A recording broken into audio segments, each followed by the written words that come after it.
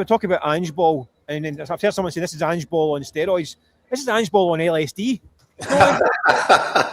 Ange Ball and magic mushroom. Honestly, it is. It left Celtic so exposed.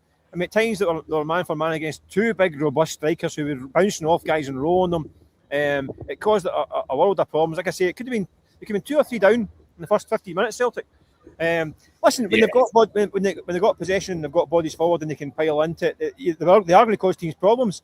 Again, they need personnel to do this job, but Nancy doesn't have the personnel to play this way right now. And what I can't understand. Okay, you give them the Hearts game. Right. Okay, you want to play your own way. Fair enough. You go into Roma and you think, well, okay, doing it again against a team like Roma's calibre seemed a wee bit silly, but okay. Then you look at the team sheet today and you think, well, no, he's had a change of heart. He's going to play a back four. It looks like a back four he's picking here. But then you see the game start and it's the back three that is a 4 or a 5 in defence. And Sebastian Tenecki playing outside right. You think, well, he played for Tunisia there 3 weeks ago and got hooked after half time. They were so bad on that side. Not great. Tony Ralston, who never lets him down really, but he's playing right centre back at times today. It's very strange.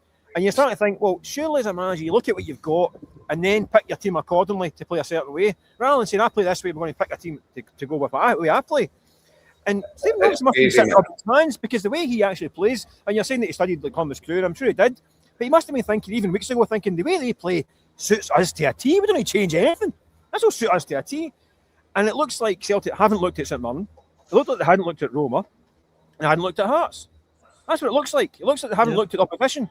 It looks like, is that what I'm looking at now? Is like after only 3 games, the manager's up against it. But has he been either, ridiculously naive, thinking that his players can combat anyone and play a certain way, or is he the arrogance to think that as well? Or is it naivety or arrogance? But what he's done is he's put himself right up against it, because he's lost his first 3 games, including a cup final. And the potential is now for Celtic to get even worse. The run of fixtures now are really tough. There's injuries are piling up again. Nacho gets half an hour and he limps off. Again, another one of these signings. A guy who's obviously got ability, but his fitness is way short. Inevitably, he's not going to last beyond that period anyway. So that's another one. And you think, what Celtic have managed to do to get to this situation is actually quite remarkable, really. From a position of power to get into this state is mind-blowing, really. So quickly, Mick, so quickly. Yeah. It's a case study. Celtic are a case study in how to, disembowel your own football club. It's quite incredible. And I think, and I'm going to be really interested, Mick, to see what you think about this. The reaction to this. Where is Wilfried Nancy at this point in time? And I don't mean the geography of the stadium at Hampden Park. How does he recover? Can he recover? I personally felt going into the 3 games, you can almost give him a pass for Hearts, because he'd only just touched down in the country, didn't have a lot of time to prepare. I felt the change, throwing away everything that Martin O'Neill had put in place to make Celtic a winning formula. I thought there was a touch of arrogance, maybe intransigence about that. Big call, didn't work well for him. Roma, people are battering him over the head with no Celtic manager's ever lost his first 2 games. No Celtic manager's second game has ever been against Roma in the Europa League. So I think you've got to, use that as a bit of context to that. But of these 3 games, there was one that he simply could not even contemplate losing, and that's the one that he just lost 3-1 at Hampden today. And I wonder where it leaves him, Mick. Well, that's what I said last week. That the first 2 you give him a pre-pass. We had to win this one, and not only did they not win this one, they lost it in fairly shambolic fashion as well. Again, at times, the team did not look organised. Oh, and it's like, don't look if they know what they're being asked to do, Mick. No, this is what I'm saying. Listen, I said it right from the start. You've got to give a guy a chance. And I thought, right, this is an interesting profile that could suit Celtic. But it was one of those ones, a bit like the Anne situation, that they're given 5 weeks in pre-season and given a transfer window. Yeah, I could see that perhaps working. Coming in at this stage and trying to do all this in this week just looks ridiculous. Just looks like a crazy decision, really.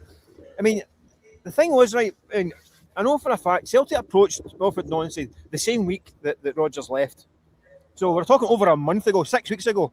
Yeah. So he's had 5 weeks or 4 weeks to look and analyse this squad from afar, to talk to people in and around the team and in the building. So he must have known that there are serious structural problems with this team, and they were playing a certain way under Martin O'Neill for a reason. Yeah. Because of the problems they've got in terms of personnel, in terms of injuries. So to be armed with all that knowledge, after 3 weeks of sitting waiting to get the job, to then come in and apply this ideology immediately, just seems like a ridiculous gamble. I mean, nobody would hold it against him if he said, I'm going to go and I'm going to play 4-5-1 and try and get through this month, because that's what he had to do. Yeah. But to come in and try and force your own personal strategy, and listen, at times I'm wary of managers that have ideologies and strategies, because a manager should be flexible to play any situation, any strategy.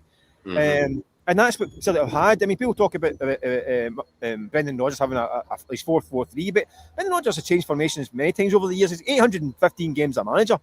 Martin O'Neill has played every formation known to man, and he did do in the last 6 weeks. They're flexible, they're adaptable, and they play the cards that have been dealt. Whereas not just come in and he's tried to play a hand that he's not got, and it's backfired big time on him. And he's in a world of pain, because he's got the supporters who are thinking, what is this we've got here? And he's now heading into a period when not only is the League Cup now gone, the league could follow behind it, because it's they're a really bad way. They like to say that the squad doesn't look to have been. I'm not saying there's not been buy-in, because I think the players look as though they're trying to do it, but they just don't seem to know what's required. Again, we saw Luke McCowan across at the end there. They didn't really know what he was playing. Well, Mike, there was an example in the first half. There was an example in the first half when Nancy is actually jumping up and down on the sidelines, shaking his hands, waving his hands, and to get the attention of Cal McGregor. Cal McGregor goes over to him. They talk something. They obviously talking about tactics. He's obviously pointing out tweaks that he wants changed. Cal McGregor goes back onto the pitch. He was surrounded by about 4 or 5 of them. They're all having a conversation, and it looked. Look, we don't know what was said, but they all looked confused. Yeah.